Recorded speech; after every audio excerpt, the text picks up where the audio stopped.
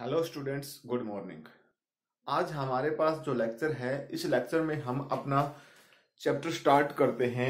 हमारे पास चैप्टर है excretory productions and their eliminations. You know कि हमारी बॉडी के अंदर बहुत सारे वेस्ट होते हैं और वो जो वेस्ट होते हैं कोई ना कोई ऐसा मोड होता है जिसके बेस के ऊपर हम उनको बॉडी से एलिमिनेट कर सकते हैं। Like that in form of urination, in form of fecal matter release, in sweatening। तो अलग अलग तरीके से हम अपनी बॉडी के अंदर से वेस्ट मटेरियल्स को रिमूव कर सकते हैं। हमारी डेली लाइफ के अंदर हमारी बॉडी के अंदर बहुत सारे वेस्ट मटेरियल एंटर करते हैं। जैसे जब भी हम फूड लेते हैं तो फूड के साथ बहुत सारे ऐसी अनवांटेड कंडीशंस हम यूज करते हैं जो हमारी बॉडी के लिए सही नहीं होती। लाइक दैट पिगमेंटेशंस, फ्लेवर्स, ठीक है। इसके अलावा स्पाइसेस, ये सब ऐसे प्रोडक्ट होते हैं जिनका हमारी बॉडी के अंदर कोई रोल नहीं होता है, यानी ये हमारी बॉडी की रिक्वायरमेंट नहीं होती, लेकिन फिर भी हम अपने फूड को लजीज बनाने के लिए, क्रंची बनाने के लिए इन सभी प्रोडक्ट्स का यूज करते हैं। ऐसे में हमारी बॉडी के लिए ये सभी वेस्ट मटेरियल है। अब इन सभी सब्सटेंस को बॉडी से आउट करने के लिए बॉडी को स्पेशल सिस्टम की जरूरत होती है, और जो हमारे पास सिस्टम होता है एक्सक्रीटरी सिस्टम्स। तो अलग अलग टाइप के बॉडी के जो वेस्ट हैं जो बॉडी में प्रेजेंट होते हैं उनको डिफरेंट सिस्टम के बेस के ऊपर एलिमिनेट किया जाता है, और वो एलिमिनेशन हमारे पास जो होता है वो एक्सक्रीटरी सिस्टम के बेस के ऊपर, अनडाइजेस्टेड फूड की फॉर्म के बेस के ऊपर, रेस्पिरेटरी सिस्टम्स इस के केस में रोल प्ले करता है, और उसके साथ साथ स्वेटनिंग जो होती है बॉडी में वो भी एलिमिनेट करता है। आप अगर डाइट में वाटर की बात करते हैं तो अगर एक्सेस में वाटर लिया जाता है तो it is also the waste for bodies. It's means अगर एक्सेस में वाटर होगा तो उसको भी यूरिन की फॉर्म में एलिमिनेट किया जाएगा। तो यूरिन की फॉर्म में एलिमिनेट किया जाएगा, उसके साथ साथ बहुत सारे अनवांटेड कंडीशंस लाइक यूरिया है, स्पाइसेस है, या कोई भी स्पाइसेस के साथ पिगमेंट प्रेजेंट है, कोई भी बॉडी में जो फ्लेवर्स हमने बाहर से एंटर करा है फूड के बेस के साथ, वो सब हमारी बॉडी से एलिमिनेट कर दिए जाते हैं। तो एक्सक्रीटरी सिस्टम जो हमारे पास प्रेजेंट है, इस एक्सक्रीटरी सिस्टम के अंदर हमारी बॉडी के अंदर जो स्पेसिफिक नाइट्रोजीनियस वेस्ट है, जैसे हम ह्यूमन बींग्स के अंदर नाइट्रोजीनियस वेस्ट का मेन जो वेस्ट है वो यूरिया है। बहुत सारे ऑर्गेनिज्म ऐसे होते हैं जिनकी बॉडी के अंदर यूरिक एसिड है, बहुत सारे ऐसे होते हैं जिनकी बॉडी के अंदर अमोनिया जो गैस होती है वो एक नाइट्रोजीनियस वेस्ट का काम करता है। तो हमने यहां पर इस चैप्टर के अंदर जो भी नाइट्रोजीनियस वेस्ट सब्सटेंस है या फिर उनका एलिमिनेशन है, किस मैकेनिज्म के बेस के ऊपर हम उसको एलिमिनेट कर सकते हैं, ह्यूमन बींग्स के बेस के ऊपर किस तरीके के वेस्ट जो होते हैं, मतलब जो नाइट्रोजनियस वेस्ट यूरिया है उसको हम किस तरीके से रेगुलेट कर सकते हैं, कैसे बॉडी के अंदर से एलिमिनेट कर सकते हैं। तो हमारे पास इस चैप्टर में ये सब चीजें हैं। तो सबसे पहले देखिए हमारे पास कंडीशन क्या है कि देखिए नाइट्रोजनियस वेस्ट जो होते हैं वो कौन कौन से और किस तरीके से बॉडी में प्रेजेंट होते हैं। अब हम नाइट्रोजनियस वेस्ट की बात करते हैं तो दो कंडीशंस में हमारे पास नाइट्रोजनियस वेस्ट जो होते हैं वो प्रोड्यूस होते हैं। तो source of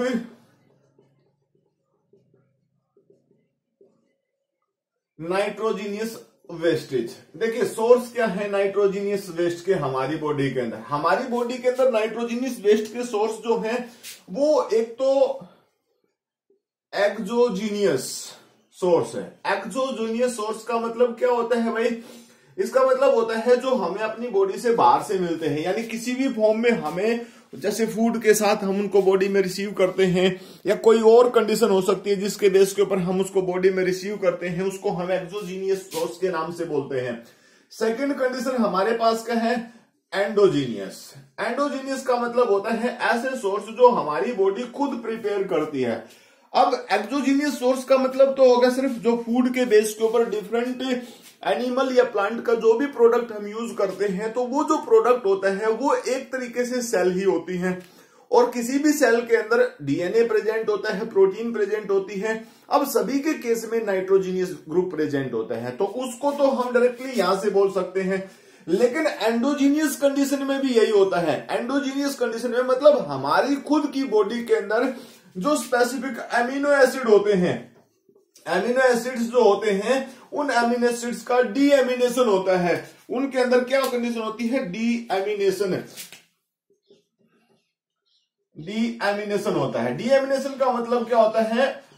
breaking of amino acids का ब्रेकडाउन होता है। जब एमिनो एसिड्स का ब्रेकडाउन होता है तो उसको डीएमिनेशन के नाम से बोलते हैं। एमिनो एसिड्स जब ब्रेकडाउन होंगे तो सिंपल सी एक भाषा में देखिए क्या कंडीशन प्रोड्यूस होती है, किस तरीके से होता है। कोई भी एमिनो एसिड जो होता है उस एमिनो एसिड्स के अंदर क्या कंडीशन प्रेजेंट होती है, आप देख सकते हैं। कोई एमिनो एसिड्स का मैं एक सिंपल सा डायग्राम ड्रॉ करता हूं, आप यहां पर देखिए। एमिनो एसिड जो होता है उसमें कार्बोक्सिलिक ग्रुप प्रेजेंट होता है, NH2 अमीन ग्रुप प्रेजेंट होता है, साथ में कोई भी मिथाइल ग्रुप प्रेजेंट होता है। इस तरीके से तो यहां पर चेन प्रेजेंट हो सकती है, कोई भी चेन। तो एक सिंपल सा मैंने आप लोगों के सामने एक एमिनो एसिड्स का डायग्राम ड्रॉ, एमिनो एसिड्स का फॉर्मूला बनाया है। अब इसमें देखिए ये अमीन जो प्रेजेंट होती है also the source of A nitrogenous basis. और हमारी बॉडी के अंदर तो जो नाइट्रोजीनियस मेन वेस्ट होता है वो इन सभी चीजों से ही प्रोड्यूस होता है, that is called the urea. उसको हम किसकी फॉर्म में बोल सकते हैं? यूरिया की फॉर्म में। अब जो यूरिया होता है उसके लिए हमारे पास क्या होता है भाई? NH2, ये NH2 हमारे पास है और COO, यानी ये कंडीशन हमारे पास प्रेजेंट होती है। इसको हम कैसे लिख सकते हैं? इसको हम ऐसे लिख सकते हैं C डबल बॉन्ड O, यानी इसके साथ हमारे पास NH और NH, ठीक है ना। ये ग्रुप प्रेजेंट होता है हमारे पास। इस तरीके से हम इसको काउंट कर सकते हैं। तो इस तरीके से हमारे पास ये फॉर्मूले के बेस के ऊपर काउंट हो जाता है। तो डिफरेंट ऑर्गेनिजम्स की बॉडी के अंदर डिफरेंट टाइप्स के अमीनो एसिड्स होते हैं और जब भी उनका ब्रेकडाउन होता है उनके अंदर से अमीन ग्रुप जो भी फ्री होते हैं, जो अमोनिया गैस की फॉर्म में फ्री होते हैं या मान लीजिए वो यूरिया की फॉर्म में फ्री होते हैं या यूरिक एसिड की फॉर्म में फ्री होते हैं, ये सभी चीजें या डायरेक्टली अमीनो एसिड्स की फॉर्म में फ्री होते हैं, ये सभी सब्सटेंस ही नाइट्रोजनियस वेस्ट हैं और ये किसी भी बॉडी के लिए हार्मफुल होते हैं। इन्हीं सब्सटेंस का हमने बॉडी के अंदर से एलिमिनेशन करना होता है। तो हमारे पास ये जो चैप्टर है, इस चैप्टर के अंदर हमने नाइट्रोजनियस वेस्ट जो होते हैं उन सभी को एलिमिनेट करना है।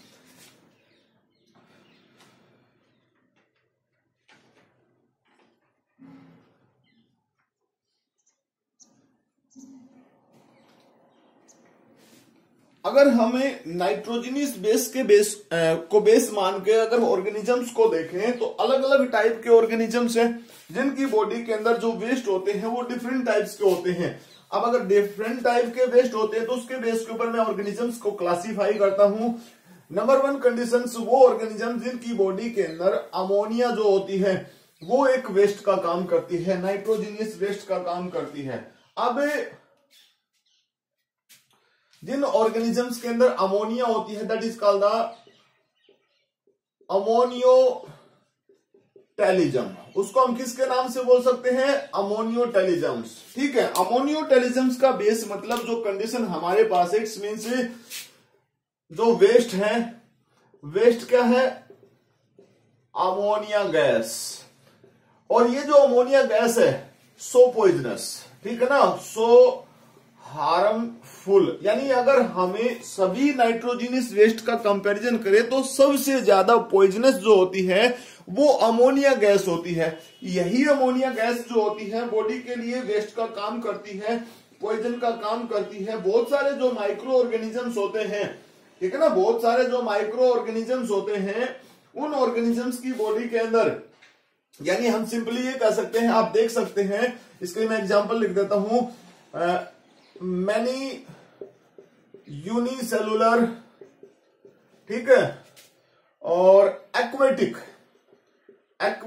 ऑर्गेनिज्म। देखिए एक्वेटिक ऑर्गेनिज्म जो है यूनिसेलुलर्स में मैंने स्पेशली बोला है। एक्वेटिक ऑर्गेनिज्म जो होते हैं उनकी बॉडी के अंदर जो वेस्ट प्रोडक्ट की फॉर्म में होता है वो अमोनिया होता है। और अमोनिया जो होता है पॉइजनस, मैंने बताया कैसे पॉइजन होता है। एक सिंगल ग्राम जो अमोनिया है, अमोनिया उसको रिमूव करने के लिए लगभग 40 to 50 ml तक वाटर की रिक्वायरमेंट होती है। यानी ये इतना पॉइजनस है कि 1 ग्राम अमोनिया को बॉडी से बाहर एलिमिनेट करने के लिए 400 to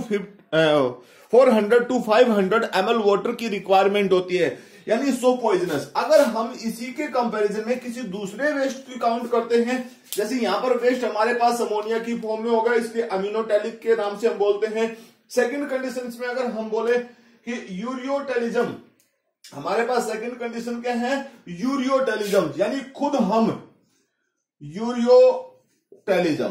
इट्स मीन्स जहां पर वेस्ट जो प्रोडक्ट है हमारे पास, वेस्ट प्रोडक्ट की फॉर्म में हमारे पास यहां क्या चीज प्रेजेंट है, यहां पर है यूरिया, यानी ह्यूमन बींग्स इसका एग्जाम्पल है, ह्यूमन बींग्स इसका एग्जाम्पल है। यानी 1 ग्राम, अब यहां पर हम देखें एग्जाम्पल हमारे पास होगा, अमोनिया के कंपैरिजन में यूरिया जो होता है वो लेस पॉइजनस होता है, यानी ammonia is more poisonous as compare to urea. अब यूरिया के लिए हमें 1 ग्राम यूरिया को रिमूव करने के लिए हमें लगभग 50 ml वाटर की जरूरत होती है। ठीक है, अब यहां कंपैरिजन देखिए, यहां पे तो 400 to 500 वाटर, यहां पर हमें ओनली 50 ml वाटर की रिक्वायरमेंट। इसका मतलब क्या है कि अमोनिया के कंपैरिजन में यूरिया जो है वो लेस पॉइजनस है। ठीक है, इसके अलावा फिर नेक्स्ट कंडीशन अगर हम यहां पर देखते हैं, अमोनियोटेलिज्म और यूरियोटेलिज्म के बाद यूरिकोटेलिज्म। यूरिकोटेलिज्म मतलब यूरिक एसिड। थर्ड हमारे पास क्या है, यूरिको। थर्ड हमारे पास है uricotelism. Uricotelism means the organisms which have nitrogenous waste. जो नाइट्रोजीनियस वेस्ट है वो क्या है, यूरिक एसिड है, जिनके पास क्या है भाई, यूरिक एसिड। और ये यूरिया के कंपैरिजन अगर हम कंपैरिजन करते हैं कि भाई नॉर्मल सी बात में हमने सबसे पहले अमोनिया बताया, अमोनिया का हमने बात बताई, दूसरा यूरिया की बात हमने की, अब यूरिक एसिड की बात करते हैं। तो देखिए यहां पर तो वाटर की जो रिक्वायरमेंट है 400 to 500 ml की जरूरत है, यहां पर 50 ml की जरूरत है, और यहां पर ओनली 10 ml वाटर की जरूरत है। ठीक है, तो ये जो केस है हमारे पास, ये मोस्टली बर्ड्स जो होते हैं, बर्ड्स उनके केस में प्रेजेंट है, या आप रेप्टाइल्स की बात कर सकते हैं, रेप्टाइल्स में प्रेजेंट है। ये हमने ह्यूमन बींग्स की बात की, यानी मैमल्स की बात हम कर सकते हैं। यहां पर बहुत सारे यूनिसेलुलर ऑर्गेनिजम्स की बात कर सकते हैं। ठीक है, तो बहुत सारे ऑर्गेनिज्म ऐसे हैं जिनके केस में ये पॉसिबिलिटी है कि जो अलग अलग टाइप के नाइट्रोजनस वेस्ट है वो पॉइजनस के बेस के ऊपर, उसकी पॉइजनिटी के बेस के ऊपर उसको रिमूव किया जाता है, जिसमें हमारे पास सबसे पहले हमने बताया कि ammonia is the more poisonous. Ammonia इन सब में सबसे ज्यादा पॉइजनस है, यूरिया लेस पॉइजनस है, उसके बाद so less poisonous uric acid, and again a single group और रिमेन्स। और वो सिंगल ग्रुप जो भी हमारे पास प्रेजेंट है, देखिए यहां पर एक स्पेसिफिक कंडीशन मैं आपको बताता हूं। एक स्पेसिफिक द्वीप है जिसको हम ग्वेनो के नाम से जानते हैं, ठीक है ना, जिसमें हम ग्वेनो के नाम से जानते हैं, ग्वेनो जो साउथ अमेरिका है वहां पर एक द्वीप है। और ये जो द्वीप है टोटली जो बर्ड्स हैं उनकी फिसल मैटर से बना हुआ है। तो बर्ड्स इसमें काउंट मैंने आपको बताया कि यूरिक एसिड की स्टोरेज की वजह से वो द्वीप बना है। ठीक है, टोटली। अब यहां पर हमारे पास एक फोर्थ कैटेगरी और भी प्रेजेंट है जिसमें हम किसको इंक्लूड करते हैं, दैट्स आल्कादा अमीनोटेलिज्म। अमीनोटेलिज्म, नॉट अमीनो, ये नहीं है हमारे पास। देखो इसकी बात कर रहे हैं, अमीनोटेलिज्म। इस पार्टिकुलर ग्रुप में क्या होता है, डायरेक्टली जो वेस्ट होता है हमारे पास, वो वेस्ट होता है भाई अमीनो एसिड। यानी यहां पर जो वेस्ट होता है वो अमीनो एसिड्स होता है, नाइट्रोजीनियस वेस्ट। अब यहां पर no water requirement, no water required है। हालांकि ये अमीनो एसिड्स होते हैं, ये भी पॉइजनस होते हैं, लेकिन इसको रिमूव करने के लिए वाटर की कोई जरूरत नहीं। इसका मतलब ये लेस पॉइजनस है, अब वाटर की जरूरत नहीं है, लेस पॉइजनस है। तो ऐसी सिचुएशंस में हम क्या कर सकते हैं, तो ऐसी सिचुएशंस के लिए हमारे पास क्या है, इसके लिए मैं आपको सबसे पहले एग्जांपल देता हूं और उस एग्जांपल से आप समझेंगे। एग्जांपल स्पाइडर, देखिए इसके लिए स्पाइडर हमारे पास एग्जांपल है। अब जो स्पाइडर होती है वो वेब बनाती है, स्पाइडर वेब। वो स्पाइडर वेब जो होता है वो प्रोटीन का ही बना होता है, और वो जो प्रोटीन्स होती हैं उनके साथ अमीनो एसिड्स होते हैं। यही अमीनो एसिड्स जो होते हैं वो वेस्ट की फॉर्म में होते हैं और उसी की सहायता से स्पाइडर वेब प्रिपेयर करती है। तो हमारे पास अभी जो हमने आपको बताया है, इस टॉपिक के अंदर हमने ऑर्गेनिजम्स को नाइट्रोजीनियस वेस्ट के बेस के ऊपर क्लासिफाइड किया है। सबसे पहले हमने आपको बताया कि ऐसे ऑर्गेनिज्म जिनकी बॉडी के अंदर अमोनिया इज नाइट्रोजीनियस वेस्ट, और अमोनिया सबसे पॉइजनस है, उन्हीं ऑर्गेनिजम्स को हम क्या बोलते हैं, अमोनियोटेलिज्म के नाम से बोलते हैं, अमोनियोटेलिज्म्स यानी अमोनियोटेलिक ऑर्गेनिजम्स। सेकंड हमने बताया यूरियोटेलिज्म्स, यूरियोटेलिज्म्स मतलब जिसमें नाइट्रोजनस वेस्ट यूरिया है। फिर यूरिकोटेलिज्म्स मतलब जिनकी बॉडी के अंदर यूरिक एसिड, जिनकी बॉडी के अंदर यूरिक एसिड जो है वो नाइट्रोजनस वेस्ट का काम करता है। फोर्थ कैटेगरी हमने बताई अमीनोटेलिज्म्स, मींस जिनकी बॉडी के अंदर amino acids is act as a nitrogenous waste. तो अलग अलग तरीके से हमने आपको बताया कि यहां पर बहुत ज्यादा वाटर की रिक्वायरमेंट है for elimination of nitrogenous waste. Here the less amount of water required as compare to ammonia. Here is also so less water required as compared to urea and as compared to ammonia gas। और यहां पर तो water है ही नहीं, without water assumptions मतलब release हो जाता है सब्सटेंस, एक्सक्रीशन हो जाता है। इसके अलावा भी बहुत सारे ऐसे सब्सटेंस होते हैं जो एक तरीके से नाइट्रोजनस वेस्ट का काम करते हैं, जैसे प्यूरिन है, एडेनाइन है, ग्वानिन है। All these are substance are present in DNA formations but all are act as a nitrogenous waste. सभी के सभी नाइट्रोजीनियस वेस्ट का काम करते हैं। तो हमारे पास ये सब तो ठीक है, ये तो सब नाइट्रोजीनियस वेस्ट का नाइट्रोजीनियस सब्सटेंस है, लेकिन exempt for this nitrogenous waste there are the lot of different substances which act as a waste material in our bodies। और वो कौन कौन से हैं, अब आप उसकी बात करते हैं तो देखिए सिंपल सी भाषा में हमारे पास बहुत सारे सब्सटेंस ऐसे हैं जो वेस्ट का काम करते हैं, ना कि नाइट्रोजनस वेस्ट का काम करते हैं। Only act as a waste, nitrogenous waste नहीं, सिर्फ वेस्ट का काम करते हैं। और वो कौन से हैं, देखिए नॉर्मली कार्बन डाइऑक्साइड, नॉर्मली अगर हम बात करते हैं कार्बन डाइऑक्साइड की, it is also act as a waste material in body. Other wastage in our body क्या हो सकते हैं भाई, number 1 carbon dioxide gas, number 2 spices मसाले, नंबर 3 साल्ट्स, नंबर 4 पिगमेंट्स, ठीक है, पिगमेंट्स है, साल्ट्स है, ठीक है। और बहुत सारी चीजें हैं भाई, जैसे ड्रग्स हैं, विटामिन्स हैं। देखिए ये सभी सब्सटेंस भी हमारी बॉडी के अंदर वेस्ट मटेरियल का काम करते हैं। अब यहां से देखिए आप कार्बन डाइऑक्साइड को अगर हम वेस्ट मटेरियल की फॉर्म में काउंट करते हैं तो it's out in case of the respiratory system. ये किस में आउट हो जाती है, रेस्पिरेटरी सिस्टम के बेस के ऊपर आउट हो जाती है। स्पाइसेस की बात करते हैं तो स्पाइसेस भी बहुत सारी कंडीशन है वोलेटाइल्स फॉर्म में होते हैं। अब ये वोलेटाइल्स जो फॉर्म होती है उस फॉर्म के बेस के ऊपर बॉडी से रिमूव हो जाते हैं। साल्ट मीन्स एक्सेसिव साल्ट कोई भी है, नॉर्मली NaCl की बात करते हैं, वो हमारी बॉडी में अगर एक्सेस में प्रेजेंट है, कैल्शियम साल्ट है, पोटेशियम साल्ट है, तो वो हमारी बॉडी के लिए एक्सेस का काम करते हैं, यानी इनको हमारी बॉडी के अंदर से रिमूव कर दिया जाता है। देन उसके बाद हमारे पास क्या है, पिगमेंट्स, डिफरेंट पिगमेंट्स का हम यूज करते हैं। लाइक दैट हम सिंपल सी भाषा में बताते हैं क्लोरोफिल पिगमेंट। इट्स मीन्स ये हमारी बॉडी में जाती है कैसे, जब हम किसी प्लांट को खाते हैं। नॉर्मल सी बात, example in case of spinach, हमने पालक खाई है, बथुआ खाया है, चिनोपोडियम यूज किया, हमने स्पिंच का यूज किया है, तो वो हमारे लिए किसका काम कर रहे हैं, इससे हमारी बॉडी में ग्रीन पिगमेंट्स क्लोरोफिल गई। अब हमारी बॉडी में तो ग्रीन पिगमेंट का कोई काम ही नहीं है, तो इट्स मीन्स ये हमारी बॉडी के लिए एक्सेस में होगी, तो ये भी वेस्ट मटेरियल का काम करती है।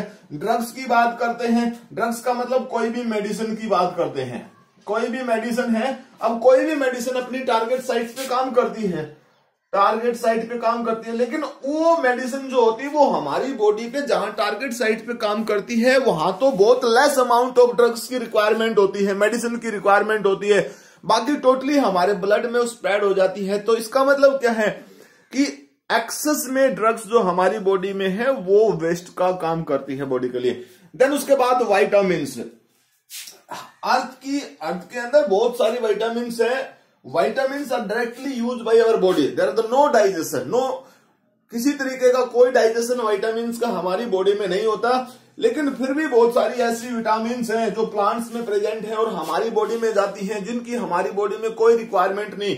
तो इस तरीके से ये जो विटामिन्स हैं वो हमारी बॉडी में एक्सेस का काम करती हैं, वेस्ट का काम करती हैं और हमारी बॉडी उनको रिमूव कर देती है। तो ये सब रिमूवल जो है ये सब होता किससे है? एक्सक्रीटरी सिस्टम से। Even water, excessive water is also, मैं यहां लिख सकता हूं 7 पॉइंट में, एक्सेसिव वाटर ऑल्सो वेस्ट। समझ गए ना?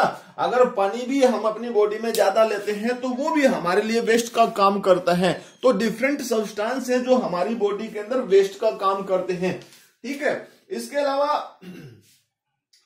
अब देखिए, बॉडी को इन सभी वेस्ट को रिमूव करने के लिए डिफरेंट प्रोसेस का यूज करना पड़ता है, जिसके बेस के ऊपर बॉडी के अंदर से वेस्ट मटेरियल जो है उसको रिमूव किया जाता है। अब उसके लिए मेन 3 स्टेप्स हमारे पास प्रेजेंट होते हैं। हालांकि एक्सक्रीशन का जो सिस्टम होता है, देखिए वो कौन कौन सी कंडीशन है। नंबर 1 हमारे पास है होम्योस्टेसिस, होम्योस्टेसिस। ठीक है। सेकंड कंडीशन हमारे पास है osmo regulation, osmo regulation. Third हमारे पास है एक्सक्रीशन,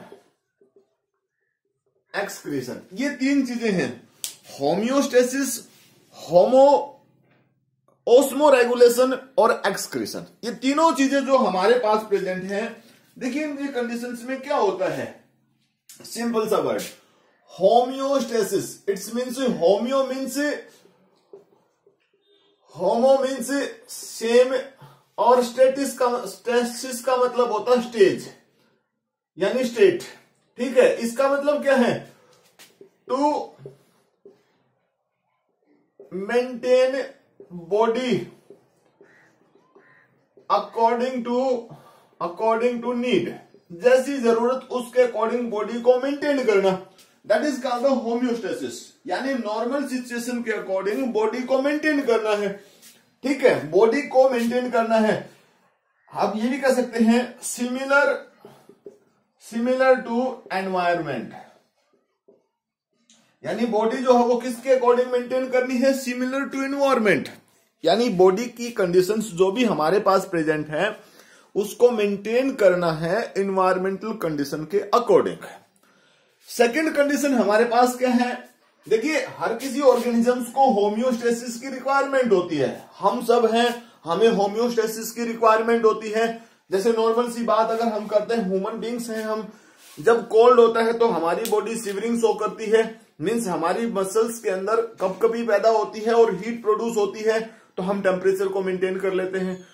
जब वार्म कंडीशन होती है, हीट होती है, तो आवर बॉडी सोइंग स्वेटनिंग, पसीना रिलीज करती है, जिसकी वजह से एयर के संपर्क में पसीना आने से कूलिंग होती है। तो मतलब that's condition, that situation is called homeostasis. Second condition is the osmo regulation, second condition is the osmo regulation. This osmo regulation is specially called the balancing of salt,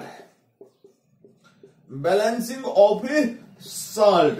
सबसे पहला सबसे मेन कंडीशन क्या है, balancing of salt, या आप ये कह सकते हो regulation of salt balance in body. किसी भी बॉडी के अंदर साल्ट बैलेंस को कंट्रोल करना है और bye the help of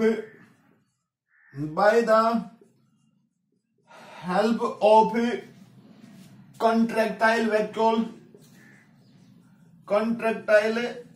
vacuoles. किसकी सहायता से करना है, हमने कॉन्ट्रैक्टाइल वैक्यूल्स की सहायता से ये प्रोसेस परफॉर्म करना है। तो कॉन्ट्रैक्टाइल वैक्यूल्स कौन से वैक्यूल्स होते हैं, ऐसे वैक्यूल्स जो बॉडी में चेंज हो सकते हैं, जो साल्ट रेगुलेशन को मेंटेन करने के बेस के ऊपर चेंज हो सकते हैं, शेप वगैरह में चेंज आ सकते हैं। ऐसे को हम किसके नाम से बोलते हैं, इसको हम ओस्मो रेगुलेशन, यानी इसी कंडीशंस को हम ओस्मो, देखिए यहां से हम बोल रहे हैं ओस्मो वर्ड जो बोल रहे हैं, इट्स मींस इसको हम इंक्लूड कर सकते हैं ओस्मोसिस में। तो ओस्मोलिरिटी के बेस के ऊपर ये काम करता है। देखिए किसके बेस के ऊपर काम करता है ये, ओस्मोसिस। यू नो ओस्मोसिस का मतलब क्या होता है, ओस्मोसिस का मतलब होता है a process in which the movement of solvent, मतलब regulation of water by the help of salt concentration. Simple सी भाषा में हमारे पास क्या चीज है, इसका मतलब क्या है, देखिए मैं रेगुलेशन ऑफ वाटर, और वाटर को हम क्या बोलते हैं, सॉल्वेंट, ठीक है, on the basis of solute concentration है, ठीक है ना, किसके बेस के ऊपर रेगुलेट किया जाएगा भाई, सोल्यूट कंसंट्रेशन। और सोल्यूट क्या होते हैं हमारे पास, सोल्यूट मींस साल्ट, सोल्यूट का मतलब क्या होता है, सोल्यूट का मतलब होता है साल्ट। तो साल्ट्स के बेस के ऊपर वाटर का regulation, that is called the osmo regulation, that is called the osmo regulation. Osmo regulation is possible in case of, किसके केस में पॉसिबल है, इन, अगर हम एग्जांपल डालते हैं कि मेराइन वाटर ऑर्गेनिज्म जो होते हैं, या फ्रेश वाटर ऑर्गेनिज्म, ये दोनों ऑर्गेनिज्म है, अगर हम इनको इंटरचेंज करते हैं तो ओस्मो रेगुलेशन की जरूरत पड़ती है। अगर हम एक फ्रेश वाटर फिश को ओशियन वाटर में डाल देते हैं तो ऑब्वियसली उसकी डेथ होगी, क्योंकि वहां पर साल्ट कंसंट्रेशन ज्यादा है, और फ्रेश वाटर ऑर्गेनिज्म जो होते हैं वो बॉडी के अंदर साल्ट को रेगुलेट नहीं कर सकते। अगर साल्ट को रेगुलेट नहीं करेंगे तो बॉडी के बेस के ऊपर उनकी डेथ हो जाएगी। मतलब ओस्मो रेगुलेशन का जो प्रोसेस है, जिसमें एक्सो ऑस्मोसिस का प्रोसेस होगा, कौन सा प्रोसेस होगा, एक्सो ऑस्मोसिस, एक्सो ऑस्मोसिस यानी रिमूवल ऑफ वाटर, बॉडी के अंदर जो सेल्स हैं, सेल्स के अंदर से वाटर बाहर निकलेगा, किसके लिए, साल्ट को बैलेंस करने के लिए, तो उनकी ऑब्वियसली डेथ होगी। उसके बाद नेक्स्ट जो प्रोसेस हमारे पास है, this one is called the excretion. Excretion means, excretion is a process in which body waste are remove, ठीक है। अभी हमने बात की नाइट्रोजनियस वेस्ट, और इसके अलावा और भी जो वेस्टेज की बात की, वो सभी भी हमारे पास एक्सक्रीशन के बेस के ऊपर रिमूव किए जाते हैं। अब देखिए एक्सक्रीशन का जो प्रोसेस होता है, इस प्रोसेस को हम डिटेल में इस चैप्टर के अंदर पढ़ेंगे, ठीक है ना, इसको हम डिटेल में पढ़ेंगे। इससे पहले अगर हम ओस्मो रेगुलेशन की बात करें ना, तो दो तरीके के ऑर्गेनिज्म होते हैं, एक ओस्मो कॉन्फॉर्मर्स होते हैं और एक होते हैं ओस्मो रेगुलेटर्स। यानी मैं इसको लिख भी देता हूं, एक तो होते हैं ओस्मो रेगुलेटर जो रेगुलेशन कर सकते हैं, एक होते हैं ओस्मो कॉन्फॉर्मर्स, ठीक है ना, ओस्मो कॉन्फॉर्मर्स और ओस्मो रेगुलेटर। ओस्मो रेगुलेटर की कैटेगरी में वो जीव आते हैं जो बॉडी के सिस्टम को रेगुलेट कर सकते हैं, जबकि दूसरे जो होते हैं, जैसे मैंने अभी आपको बताया कि यहां पर अगर हम बात करते हैं तो जैसे सार्क लिख दिया, सार्क, क्योंकि वो कहां पर प्रेजेंट होती है, मराइन वाटर में प्रेजेंट होती है। अगर हम कन्फर्मर की बात करें तो नॉर्मल सी बात, हम जैसे अभी हमने आपको बताया कि fresh water organism, fresh water organism कुछ हद तक वो रेगुलेट करने की कोशिश करते हैं, लेकिन कंप्लीटली वो रेगुलेट नहीं करते। तो इसके लिए स्पेसिफिक ऑर्गन्स की रिक्वायरमेंट होती है, जिसके बेस के ऊपर रेगुलेशन का वर्क परफॉर्म हो सकता है। अब देखिए, हम अगर इस लेक्चर को,